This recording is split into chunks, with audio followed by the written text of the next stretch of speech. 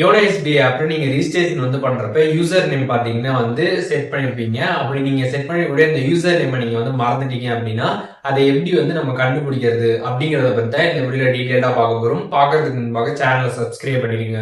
வீடியோக்குள்ள போகலாம்.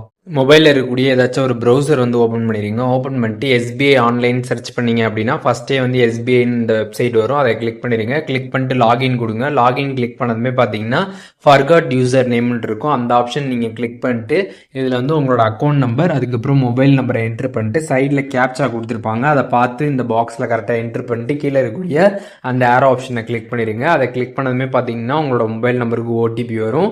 ஓடிபி நீங்கள் என்ட்ரு பண்ணிட்டு ப்ரொசீட் கொடுத்துருங்க. கொடுத்ததுக்கப்புறம் பார்த்தீங்கன்னா உங்களோட யூசர் நேம் பார்த்தீங்கன்னா ஷோ ஆகும். உங்களோட யூசர் நேம் என்ன அப்படின்றத நீங்கள் தெரிஞ்சுக்கலாம். அண்ட் அது மட்டும் இல்லாமல் உங்களுக்கு எஸ்எம்எஸ்லையுமே பார்த்தீங்கன்னா உங்களோட யூசர் நேமை சென்ட் பண்ணுவாங்க.